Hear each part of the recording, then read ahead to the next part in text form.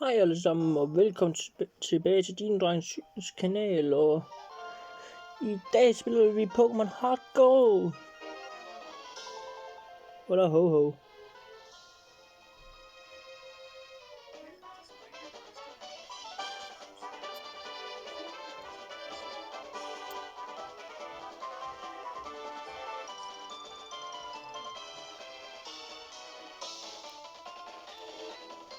Her det...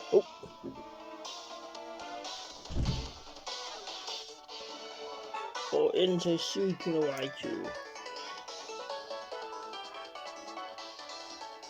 Og så Gnome, selvfølgelig også. Og Team Rocket. På Team Rocket, for det. Cyndaquil, Totodile og...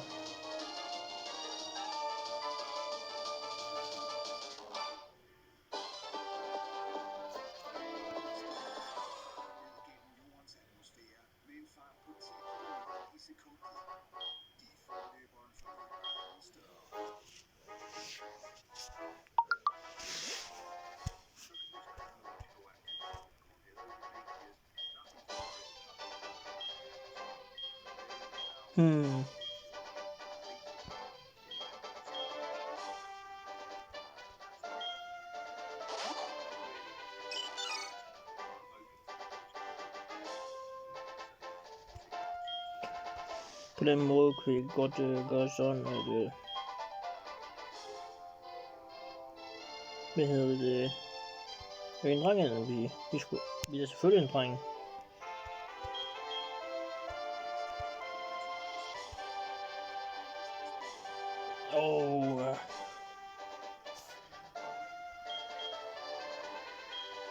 Hvad skal vi hedde? Din dreng eller bare mit rigtige navn, eller hvad for mit fornavn i hvert fald.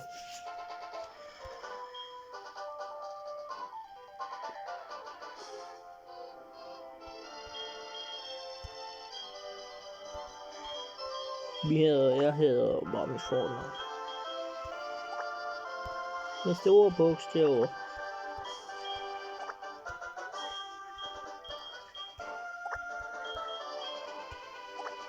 Sådan der.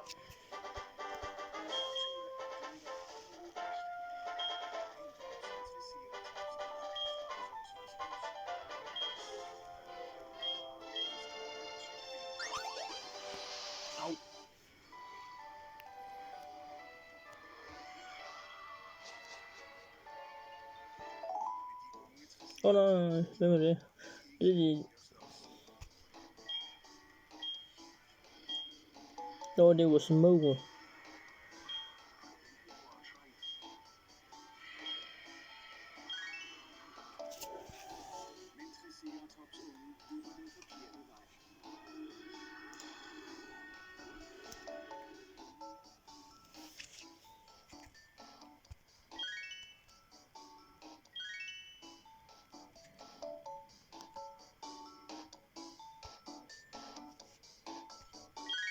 Ja, det hjalp lidt på lyden. Gjorde det ikke?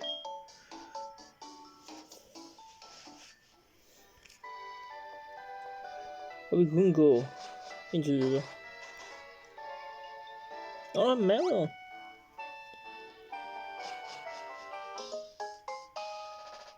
Det er ikke Lyra, eller hun hedder.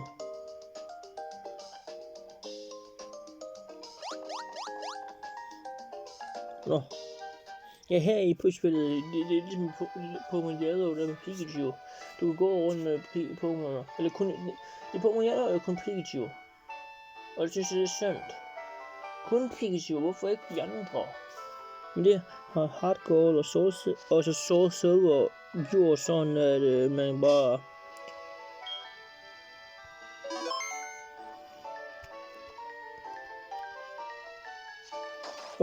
Hvem er nu det?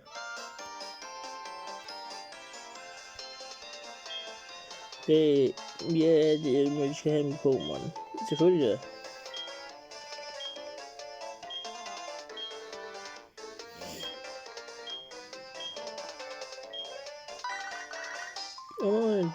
Hans professorens telefon ringer. Hvad siger han?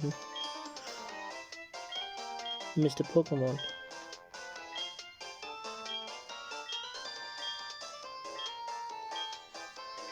Der skal vi have Cyndaquil, Tordile eller hvad hedder græstypen? Chikorita. Eller Cyndaquil. Det tror jeg. Jeg tror, jeg tager Cyndaquil faktisk. For spiller Solsilver off-cam, så er der spiller har så valgt med Tordile. Nej, den hedder også Cyndaquil. Den skal ikke have en nicknavn. Det er kun Pikachu, der har det i serien og filmene. Nej, den hedder også bare Pikachu selvfølgelig. Man kan ikke bare give dem navne. Det kan man da ikke. Det er da synd.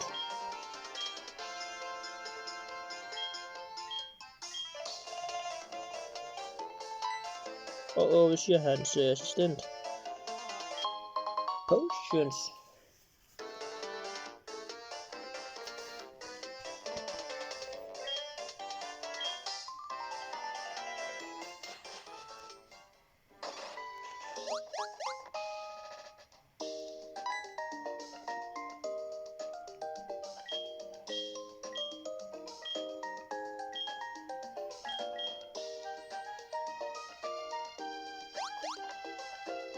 Hun tænker Lyra tænker sig over. Kom nu, Mara. Vi kan ikke vende hele dagen.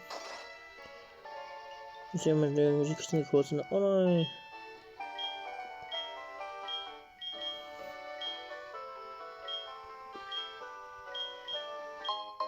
Yay, Pokégear.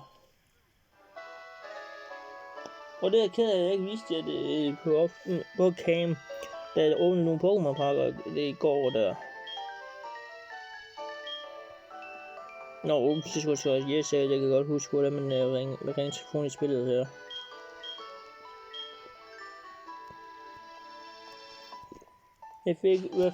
Jeg for eksempel ikke lige finde Unknown Beast der. Det var den ene. Vince of Galaxy's Wood Trainer har der. Radiant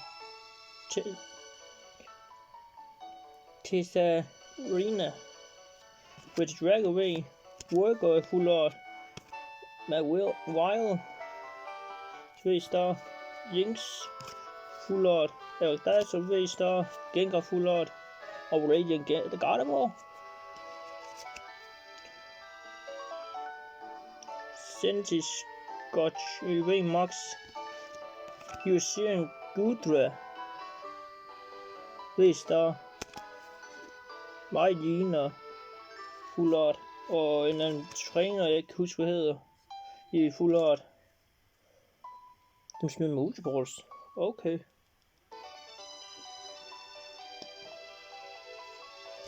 Nu vender de hovedet. Og Sorora V. Det var for Silver Tempest, mener jeg. Og Chestnut V. Og for Pokémon Go, der fik jeg Alolan Executor. Og Dragonite V, det så I. Og Dragonite V-star for Pokémon Go, sammen med V'eren. Og så selvfølgelig Eucerin Typhlosion V. Og så var det en, jeg blev så glad, da jeg fik den. Men okay, jeg ved ikke, om man kan få den Pokémon her i V-Max, men Mewtwo V-Star, det er da vanvittigt.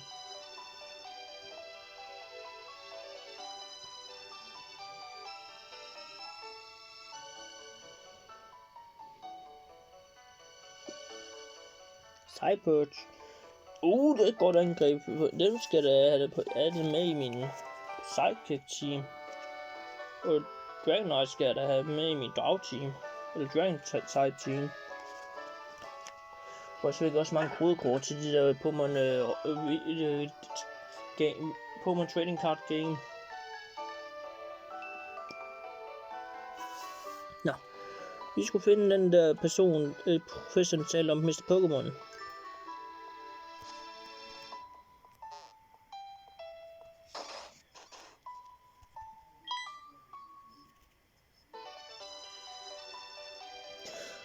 Det går langsomt.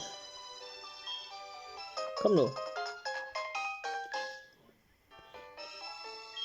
Og grafikken, nu er jeg når man ser på grafikken for på det tidspunkt, jeg var ung, og så spillede Pokémon. Det var også Game Boy, jeg spillede med første gang.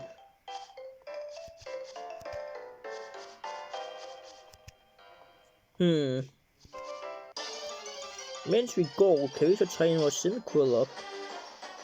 For eksempel noget den Pidgey her.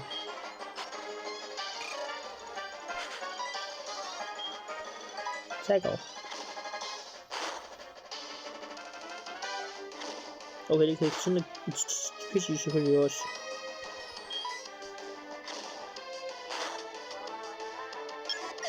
Og den besvimer.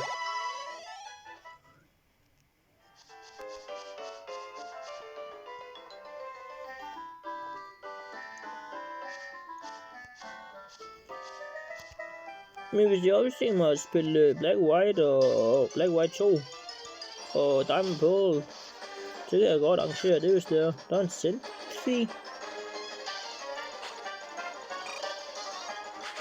Kom så sådan en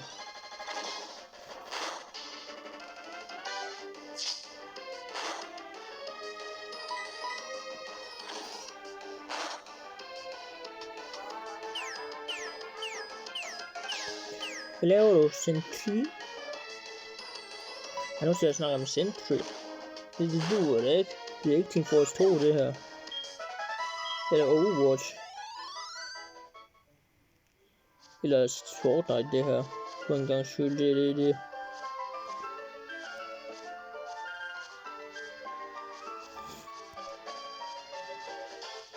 Nej, kommer nogen igen og... Pidgey. Level 3.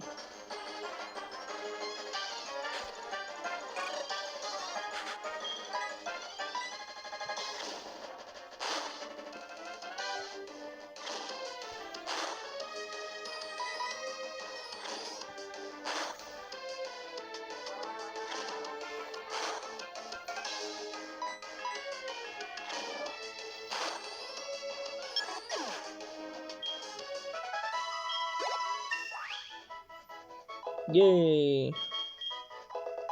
Smoke screen.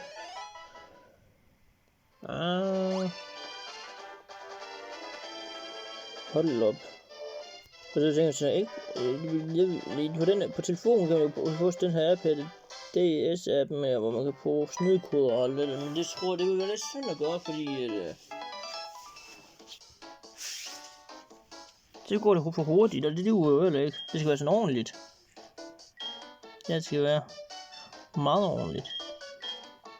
Jeg bruger den måske off-cam, når jeg skal fange nogle, opgradere mit team eller noget, men ellers når jeg vil lave YouTube, den serie her, så vil jeg ikke lave en sportis i det. Eller vise det frem, at jeg gør det. Det duer jo ikke. Eller snydekurs, som hedder. Ham den gamle, der mand bedstefar, der han er hurtig.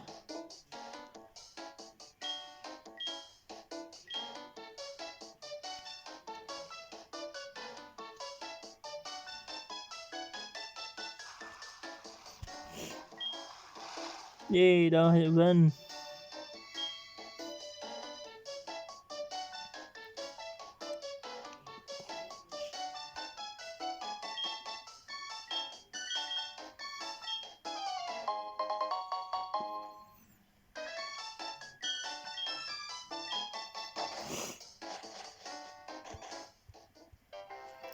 Sådan der, nu går det lidt hurtigere. Har vi nogle mønter eller nogle monitos, som Comkeen vil sige. Hvor knæsen der. Eller købe nogle potions. Og nogle antidote paralyzed ting, som jeg kan bruge til at kurere, når jeg bliver lidt forgiftet, og det kunne jeg jo gøre. Sådan er ellers hele Cyndaquil.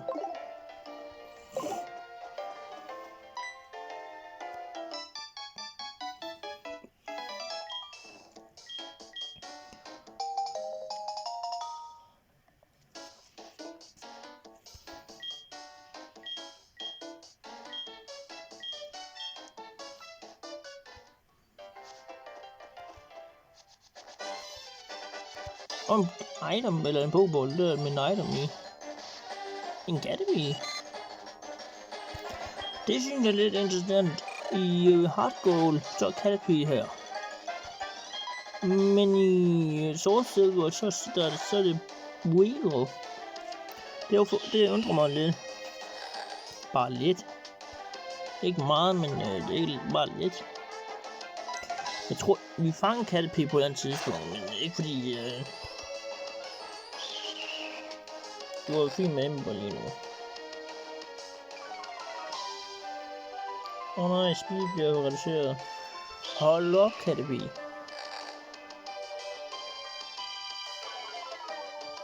Så stop dog, Caterpie.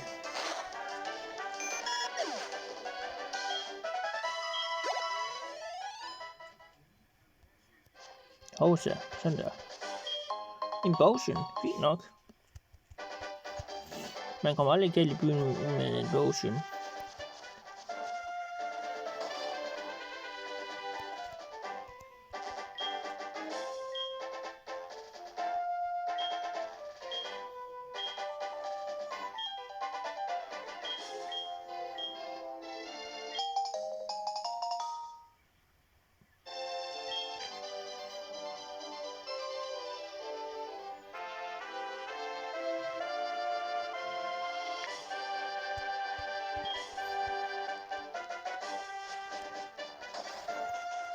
Så ikke sammen med den her ind.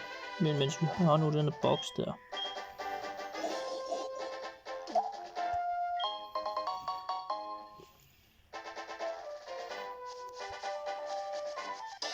Der er en item mere. En Metapod.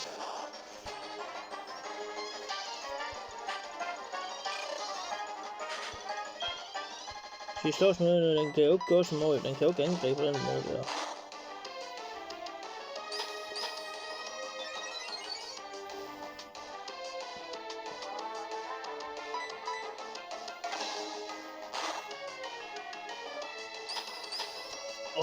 Nu bliver den hjemme det der. Det er jo godt med noget ildangreb.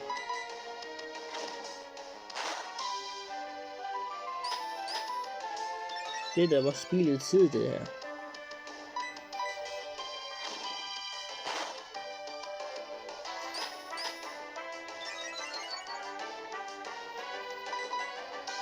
Nå.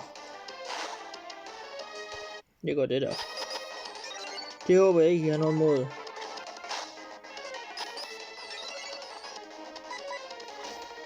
Det går slow det her. Nej, det kunne ikke komme højere med de defense.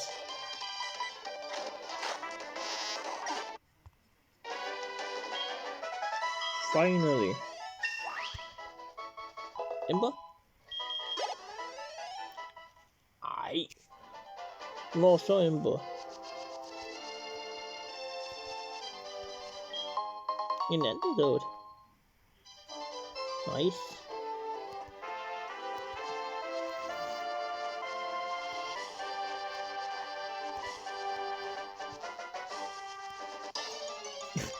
Jeg løber ind i 3 sekunder af Pokémon.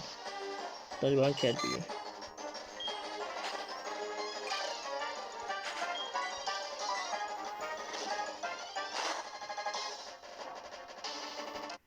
Om igen.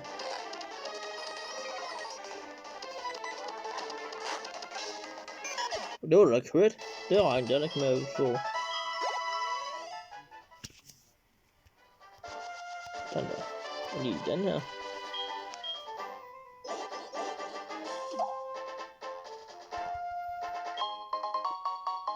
En pink. Det ved jeg godt.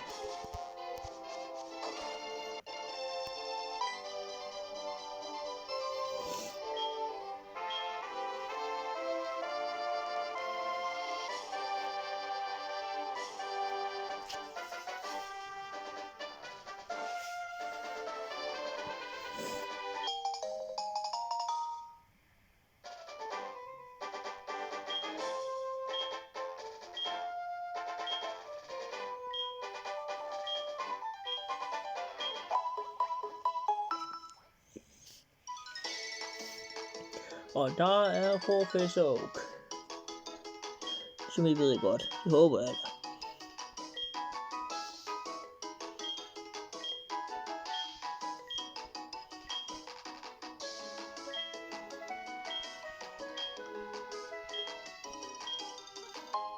Pokédex, sådan. Så er det bare Pokéballs.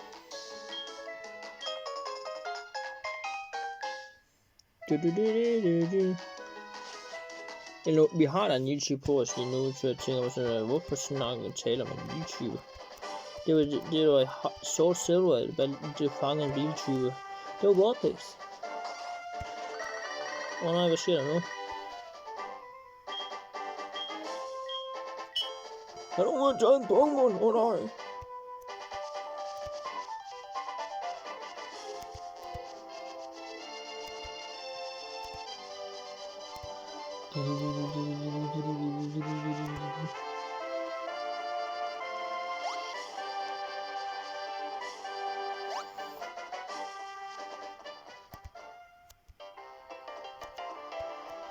Nej, jeg tror ikke, vi køber Pokéballs endnu.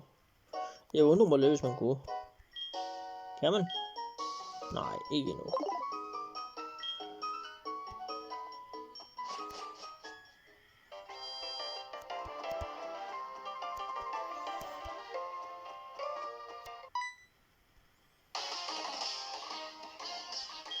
Det er en ukendt fyr.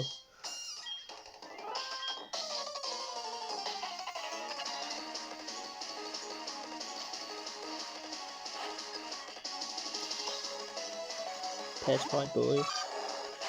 Ej, jeg hader virkelig meget, hvor man for eksempel i Black White, det er lidt anderledes måde, der også har man 2 venner. Eller venner. Det har man også. Det har man også i Diamond Pearl, mener jeg, og Platinum. Kom nu, kom så sende kur.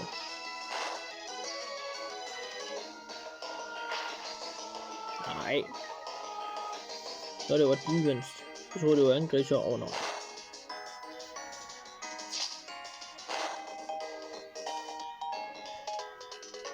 You doing something okay for someone weak. What? Det er jo godt, det kan du ikke bare sige. Jeg gør det fint, der er en, der er svag. Han går jo til det. Sådan der sidder toget, og jeg kan ikke gøre noget. Level 8.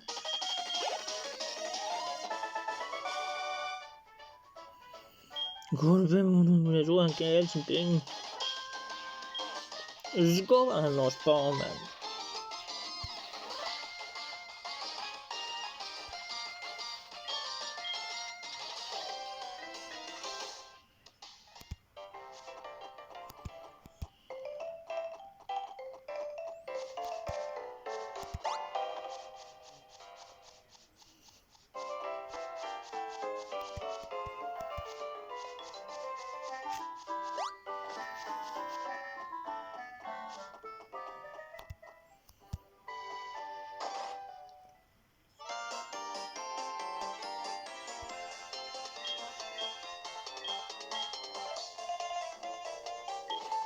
Nej, jeg har ikke gjort noget. Jeg har fået Pokémon. Det var med at kæmpe mod et stjæl topdrejer. Rødhåret. En rødhåret fyr. Jeg ved jo, hvad man gør med rødhåret i Sword Silver og Heart Gold.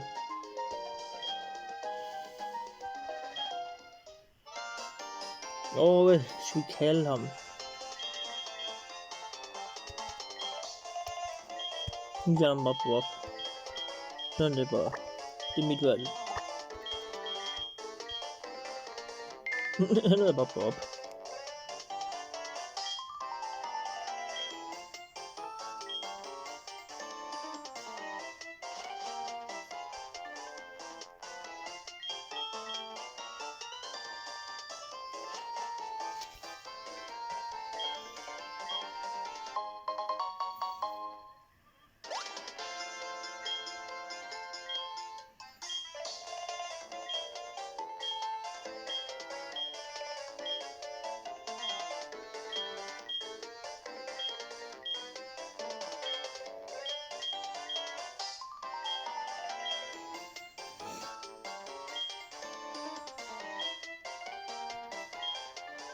Ja, selvfølgelig, vi skal lige snakke med vores mor om det. Ej, telefon. Vil du have strøm?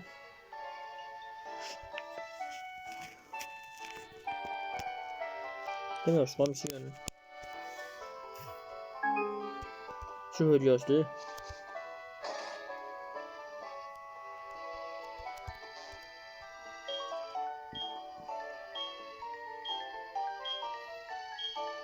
Nej, det behøver du ikke.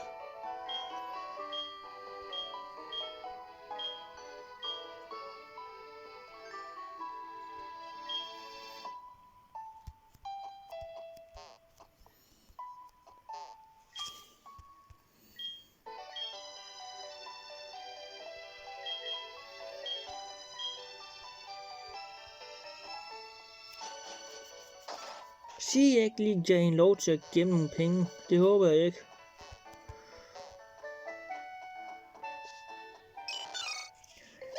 Mauer.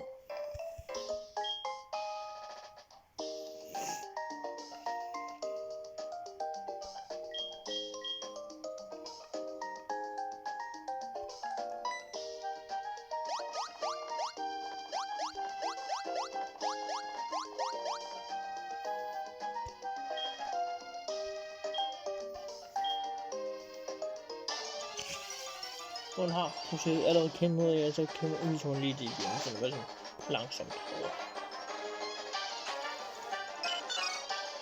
Nå, wow, okay.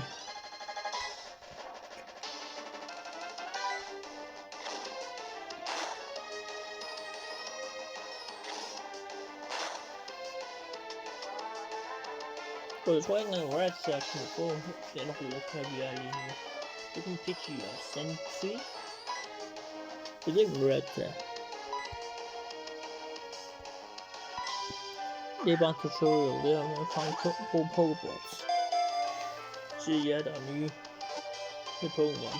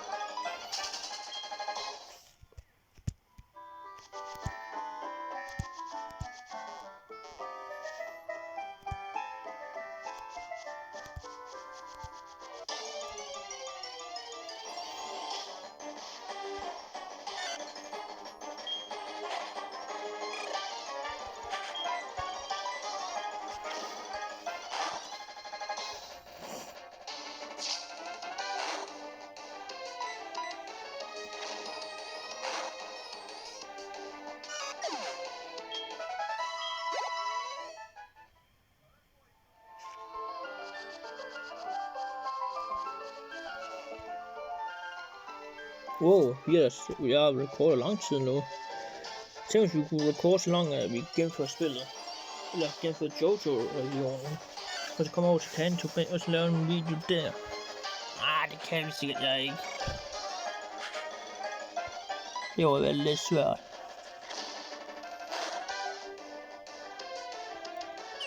Så jeg har fået fange Pokémon fra Johto-regionen, Kanto-regionen, Diamond Pearl-regionen og Plantinium.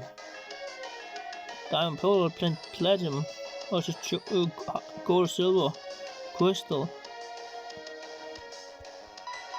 Hey, hvad? Vent lige lidt. Er det ikke her Latios, som det er min favorit Pokémon? Af alle faktisk. Så så, what? En legendarisk? Ja. Jeg har en bamse af hende. Bare så ved I det.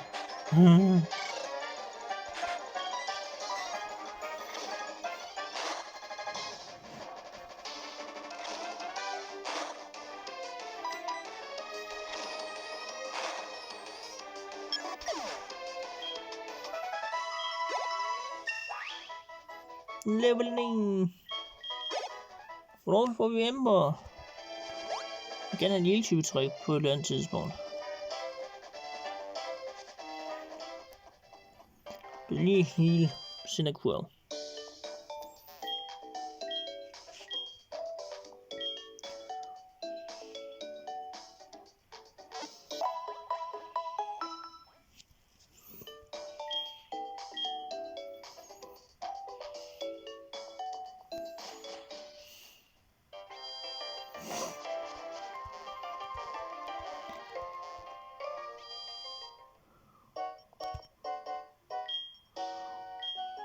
Pokeball. De må ikke bruge alle penge på Pokeballs. Og en Premium Ball som en bonus.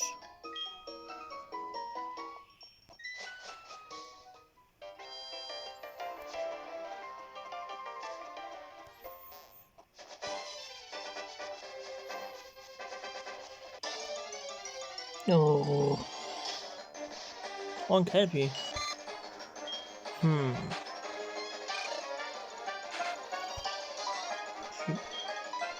Skal vi fange en Caterpie? Nej. Vi får den til at besvige. Den skal besvige mig og skræk.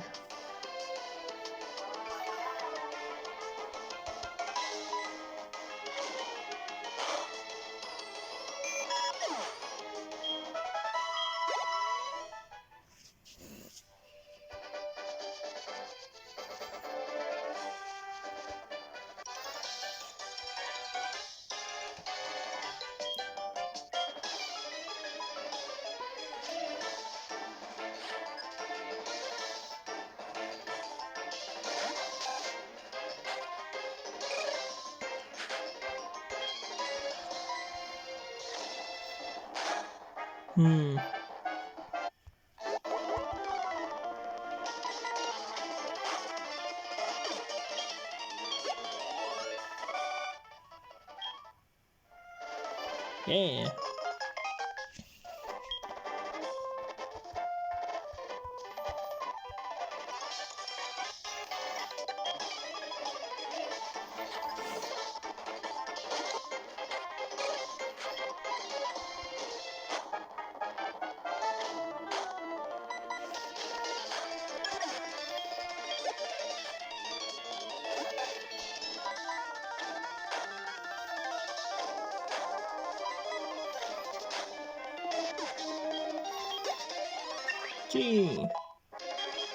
Hey, vi lader dem gå.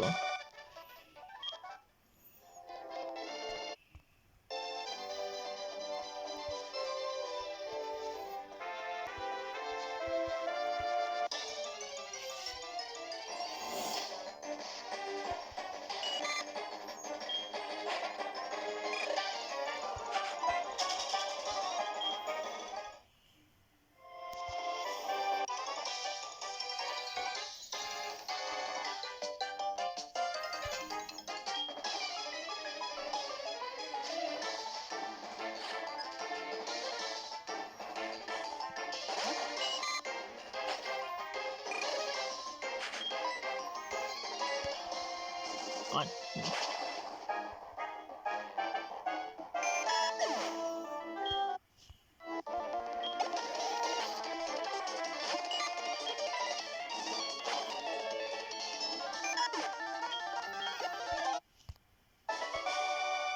Sådan der.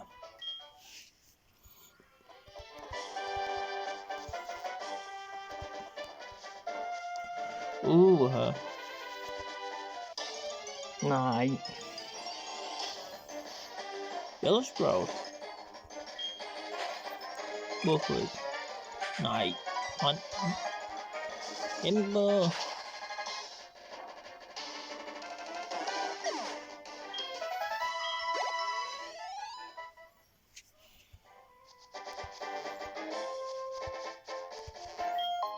En potion.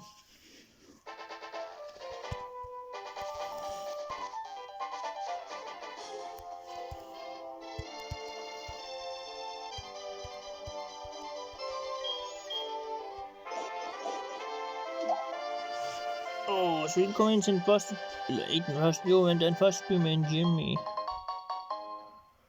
Og så stop der.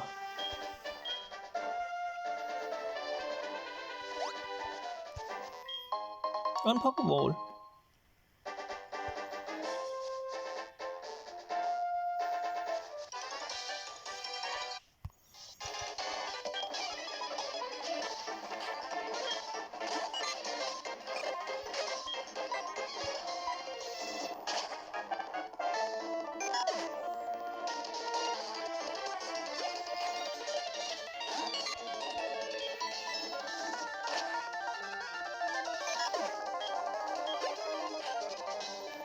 Se der er Wheel.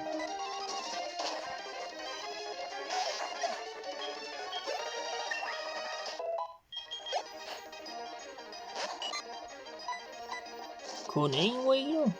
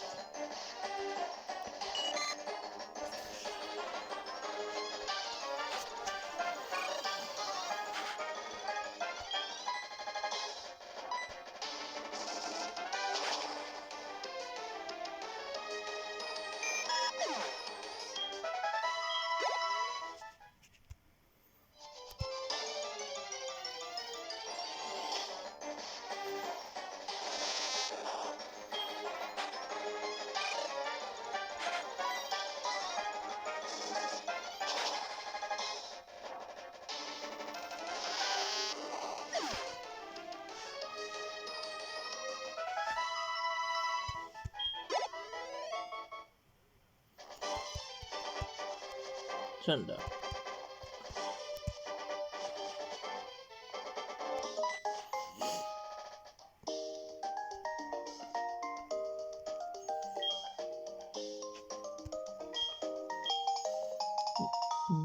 Versus recorder.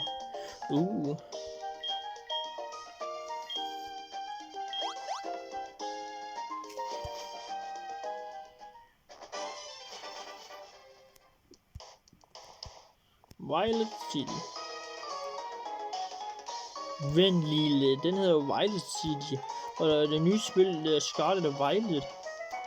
Kan være herfra, og de er sådan, okay, der er en by, der hedder Violet, og så skal vi prøve at lave spil, der hedder Violet. Og Scarlet. Er der noget, der er det med i Pokémon set før? Det er jo din nye. Det kan jeg ikke huske.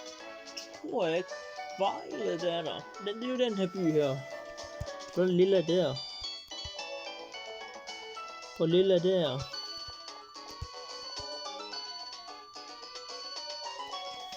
Og lidt lille her.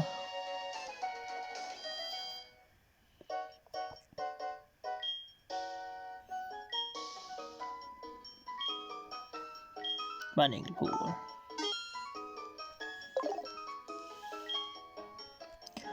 Okay. Hold op. Hvad står der? 8, snart 39 minutter.